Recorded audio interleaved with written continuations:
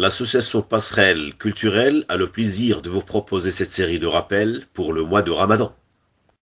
إن الحمد لله نحمده تعالى ونستعينه ونستغفره ونعوذ بالله من شرور أنفسنا ومن سيئات أعمالنا من يهده الله فلا مضل له ومن يضلل فلا هادي له وأشهد أن لا إله إلا الله وحده لا شريك له وأشهد أن محمدا عبده ورسوله وصفيه من خلقه وحبيبه فاللهم صل وسلم عليه وعلى آله الطيبين وصحابته الميامين ومن تبعهم بإحسان إلى يوم الدين ثم أما بعد أيها الصائمون أيها القائمون ما أعجب هذا الإنسان حينما تموج به الأمواج وتتوه به الطرق وتشتد عليه الأزمات لا يلجأ إلا إلى ربه ومولاه فهو المولى ونعم النصير فلا أحد قادر على إنجائه منها إلا هو قال الله تعالى قل من ينجيكم من ظلمات البر والبحر تدعونه تضرعا وخفية لئن أنجانا من هذه لنكونن من الشاكرين قل الله ينجيكم منها ومن كل كرب ثم أنتم تشركون ولكن بعد النجاة من هذه الكربات نجد من الناس وما أكثرهم نجد منهم من يجحد ويشرك بالله أما العاقل حينئذ يعود منكم لعقله ويثوب الضال إلى رشده لقد علمه التياهان في الصحراء والتياهان في البحر أن يخلص دينه لله فلا ملجأ ولا منجى منه إلا إلى الله تبارك وتعالى فلا ملجأ ولا منجى من الله إلا إليه. Chers jeûneurs, chers frères, chères sœurs, oh comme est étonnante l'affaire de cet être humain. L'être humain, lorsqu'il est pris dans les flots et dans les tempêtes des épreuves de la vie d'ici-bas, lorsqu'il vagabonde parmi les chemins sans savoir où aller, lorsque les crises le touchent les unes après les autres, alors à ce moment-là, il ne peut se tourner et il ne se tourne en général qu'auprès de son Seigneur, qu'auprès de son Créateur, car c'est lui le meilleur des secoureurs et c'est lui le meilleur des garants, le meilleur des protecteurs et il n'y a personne qui est capable de sauver l'être humain, de sauver la créature en dehors du Créateur. Et Allah dit dans le sens d'un verset, dit, qui vous délivre des ténèbres de la terre et de la mer et vous l'invoquez avec humilité et en secret, s'il nous délivre de ceci, nous serons du nombre des reconnaissants. Dit, c'est Allah qui vous en délivre ainsi que de toute angoisse. Pourtant vous lui donnez des associés.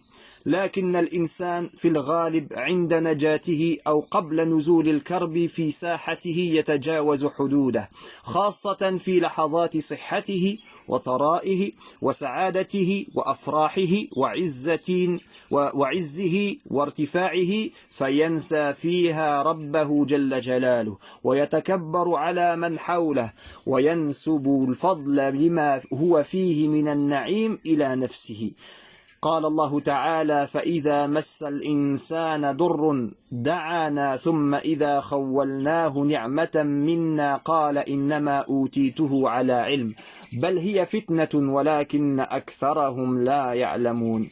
Et quand un malheur touche l'homme, il nous invoque, et quand ensuite nous lui accordons une faveur de notre part, il dit « Je ne dois cela qu'à ma science, qu'à ma connaissance ». Et c'est une preuve plutôt, c'est une épreuve plutôt, mais la plupart d'entre eux ne le savent pas. Dans ce verset, Allah subhanahu wa ta'ala, comme dans les versets précédents, nous expose le cas de l'être humain. Lorsqu'il est dans la jouissance des bienfaits, lorsqu'il est dans la facilité, dans la vie facile, alors à ce moment-là, il dépasse toutes les limites. Sauf ceux à qui Allah fait miséricorde. Mais la plupart dépassent toutes les limites et ne font pas attention et transgressent les interdits et délaisse les obligations, surtout lorsqu'il est en bonne santé, lorsqu'il est dans la richesse, lorsqu'il est dans la joie, lorsqu'il se sent fort, lorsqu'il se sent élevé, alors il oublie son Seigneur en général, et il devient orgueilleux et arrogant, et lorsqu'il a une bonne chose, à ce moment-là, il dit c'est grâce à moi, c'est grâce au fait que j'ai fait cela, c'est grâce à mon intelligence, grâce au fait que je suis malin, grâce à la stratégie que j'ai employée, etc., etc. Et Allah subhanahu wa ta'ala dit c'est plutôt une épreuve, mais la plupart d'entre eux ne le savent pas. إن الذي يعيش دون منهج ودون هدى أو إيمان ينسى ربه في سعادته والعياذ بالله ثم يلجأ إليه في كربه وهذا لا يعد عيبا ولا قدحا بل هو خير وفضل من الله عز وجل إذا كان رجوعا كليا لا غدر فيه ولا جحود، ولكن المصيبة أنه إذا أنجاه الله منها نسي ربه عز وجل وادعى أن النجاة من ذلك الضر الذي أصابه إنما كانت بأسباب تعود لعقله وذكائه وتخطيطه إلى غير ذلك من الأمور. فهذا الأحمق المغرور سرعان ما عاد إلى غيه القديم وضلاله المبين. قال الله تعالى: قل الله ينجيكم منها ومن كل كرب ثم أنتم تشركون. Et la personne qui vit sans ligne de conduite, sans guider, sans foi, alors cette personne-là, lorsqu'elle est dans le bonheur, elle oublie son Seigneur la plupart du temps. Et elle ne retourne à lui que lorsqu'elle est dans les épreuves, lorsqu'elle est touchée par la tourmente. Et ceci, à la base, ce n'est pas mauvais. La personne, lorsqu'elle est dans l'épreuve, qu'elle revienne à Allah subhanahu wa ta'ala, c'est un bien. C'est un bien, et c'est un bienfait de la part d'Allah subhanahu wa ta'ala lorsque ce retour à Allah est complet et absolu. C'est-à-dire que tu retournes à Allah subhanahu wa ta'ala à ce moment-là, que tu reviens dans le droit chemin pour ne plus le quitter. Mais le problème et le plus grand désastre, c'est lorsque la personne fait cela durant l'épreuve et qu'après l'épreuve, elle oublie de nouveau son Seigneur. Et elle oublie que c'est Allah subhanahu wa ta'ala vers qui elle s'est tournée, et elle oublie que c'est Allah subhanahu wa ta'ala qui l'a sortie de cette épreuve. Et elle affilie sa sortie de l'épreuve, elle pense que ce qui a fait qu'elle est sortie de l'épreuve, c'est son intelligence, comme nous avons dit, sa stratégie, le fait qu'elle ait fait telle et telle action, et ainsi de suite. Et à ce moment-là, elle oublie son Seigneur, et elle pense que tout le mérite lui revient, et se fout, cette personne-là, qui est touchée de folie, et qui se fait des illusions, alors très facilement et très rapidement, il revient à son égarement d'auparavant, alors qu'Allah subhanahu wa ta'ala dit, c'est Allah qui vous en délivre, ainsi que de toute angoisse, pourtant vous lui donnez des associés. سبحان الله عندما كنا في كربنا لم نجد إلا الله لأننا نعلم علم اليقين أنه عز وجل هو الوحيد القادر على أن يدفع عنا الكربات ويزيل من صدورنا الوحشة والأحزان من قلوبنا ويهدينا ويصلح بالنا ويقضي ديوننا ويزيد أموالنا ويشفي مرضانا فتطيب بفضله وبنعمته خواطرنا وتنقشع غيوم الأحزان عنا التي كانت تكدر صفو حياتنا. ولكن فريقا من الناس يظنون بسبب جهلهم بقدرة ربهم أنهم إذا نجوا من الكرب فإنهم يملكون القدرة على أن لا يقعوا في الكرب مرة أخرى أو في كرب آخر غير هذا الكرب الأول، ويظنون أنهم سيأخذون في المرات القادمة الحذر والحيطة حتى لا يقعوا في الكربات من جديد، فاستغنوا بظنهم الكاذب عن ربهم. وصدق الله تبارك وتعالى حين يقول كلا إن الإنسان ليطغى أن رآه استغنى. Subhanallah, lorsque nous sommes dans les épreuves qui touchent tout le monde, lorsque nous sommes dans les épreuves, alors nous ne trouvons qu'Allah subhanahu wa ta'ala, c'est vers lui que nous nous tournons. Pourquoi? Car nous savons avec certitude que c'est lui le seul qui est capable de repousser ces épreuves et de les lever d'au-dessus de nos personnes.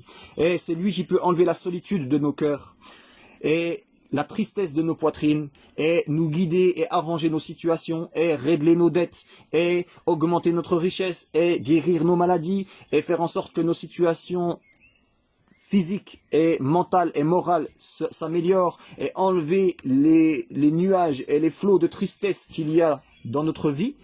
Mais la plupart des gens, malheureusement, ils pensent, lorsque l'épreuve passe, ils pensent à cause de leur ignorance envers leur Seigneur. Ils pensent que la prochaine fois, ils ne vont pas tomber une deuxième fois dans l'épreuve.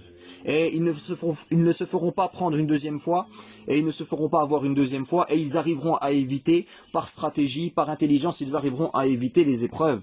Et ils pensent que ils feront tout ce qui est possible pour ne pas tomber la deuxième fois dans le même piège. Et à ce moment-là, avec ce type de pensée, ils pensent qu'ils peuvent se passer d'Allah subhanahu wa ta'ala dans le futur. Alors qu'Allah subhanahu wa ta'ala dit certes la vérité lorsqu'il dit dans le sens d'un verset, oh que non, l'homme vraiment devient rebelle dès qu'il estime qu'il peut se suffire à lui-même à cause de sa richesse, à cause de son intelligence, à cause de sa force. Dès qu'il pense qu'il peut se suffire à lui-même, qu'il n'a besoin de personne, et surtout pas de son Seigneur, alors l'homme devient rebelle. Il dépasse et il transgresse toutes les règles. Qu'Allah nous préserve de cette situation. Ibadallah, la budda an na'iya qawla al-mawla tabaraka wa ta'ala, qul illahu yunajjikum minha wa min kulli karb, thumma antum tushrikun. فهو وحده القادر على تفريج الكربات فالمؤمن الحق يبقى على الإخلاص والتضرع في حال الكرب والضيق وفي حال الفرج والفرح لا يستغني عن ربه طرفة عين أبدا فالمؤمن لا يلجأ إلا إلى الله في شدته ورخائه وفي سعادته وشقوته وفي صحته ومرضه وفي غناه وفقره. Très chers frères, très chères sœurs, il faut absolument qu'on garde à l'esprit le sens de la parole d'Allah subhanahu wa ta'ala, dit c'est Allah qui vous en délivre ainsi que de toute angoisse. Pourtant, vous lui donnez des associés.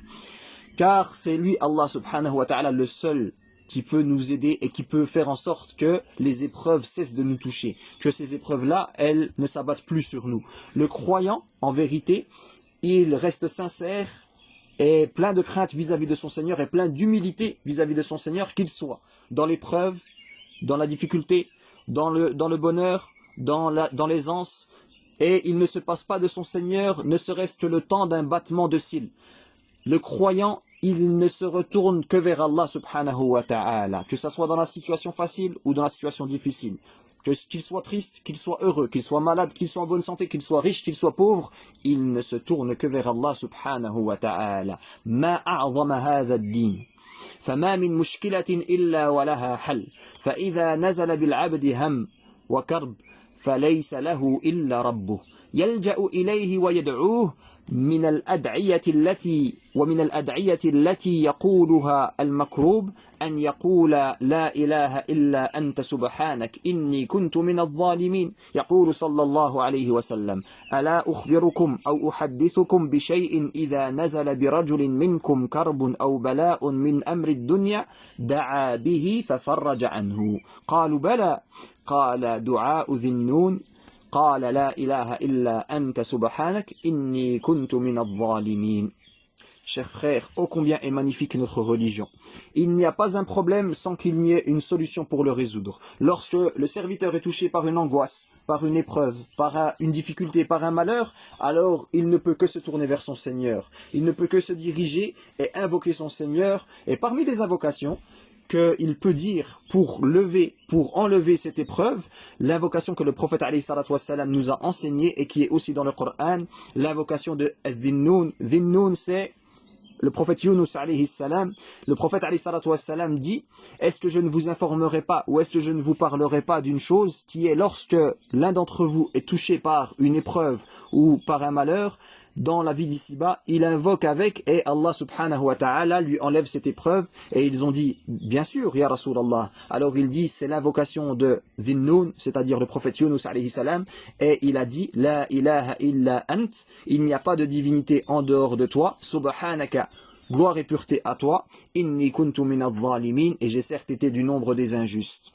شيخ الإسلام ابن تيمية رحمه الله يقول سماها دعوة لأنها تتضمن نوعي الدعاء لأن فيها الاعتراف بالتوحيد بتوحيد الألوهية واعتراف بالذنب ثم قال رحمه الله لأن الضر لا يكشفه إلا الله وإن يمسسك الله بضر فلا كاشف له إلا هو وإن يردك بخير فلا راد لفضله يصيب به من يشاء من عباده وهو الغفور الرحيم.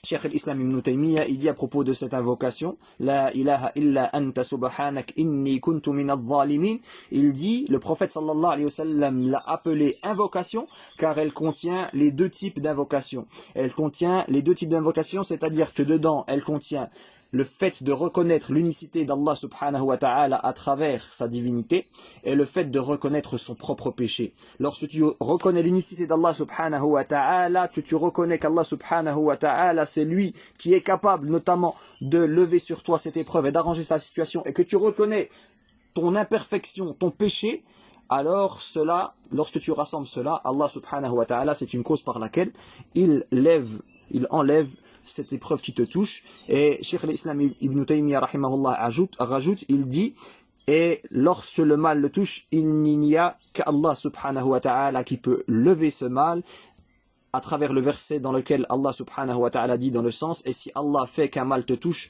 nul ne peut l'écarter en dehors de lui. Et si il te veut un bien, nul ne peut repousser sa grâce. Il en gratifie qui il veut parmi ses serviteurs, et c'est lui le pardonneur, le miséricordieux. En vérité, ces versets-là, ils rendent le croyant plus fort. Lorsque tu sais que le mal, il ne vient que d'Allah subhanahu wa ta'ala, que si tu l'invoques, que tu reviens à lui, il enlèvera ce mal qui te touche. Mais que tu sais aussi que si il te veut un bien, aucune créature, personne qui existe entre les cieux et la terre, sur la terre et jusque dans les cieux, personne ne peut repousser sa grâce, et il touche de sa grâce qui il veut parmi ses serviteurs, car c'est lui le pardonneur et le miséricordieux. Lorsque tu sais cela, tu deviens moins craintif dans la vie d'ici-bas. Tu n'es pas touché par la tristesse, ni par l'angoisse, et tu es plus fort face aux épreuves de la vie, et on demande à Allah subhanahu wa ta'ala qu'il nous renforce. Allahumma aslih lana dinana alladhi huwa ismatu amrina, wa aslih lana dunyana allati fiha ma'ashuna, wa aslih lana akhiratana allati fiha ma'aduna, waj'al al-hayata ziyadatan lana في كل خير واجعل الموت راحة لنا من كل شر. أقول ما تسمعون وأستغفر الله العظيم لي ولكم فاستغفروه إنه هو الغفور الرحيم. مع القرآن نحيا في سلام فخير الوقت في خير الكلام. تعالوا ساعة نؤمن جميعا لنيل الأجر في دار السلام. مع القرآن نحيا في سلام فخير الوقت في خير الكلام. بتفسير وأخبار حسان عن المختار نبراس الظلام. مع القرآن إحساس تسامت به الأرواح في أعلى مقام.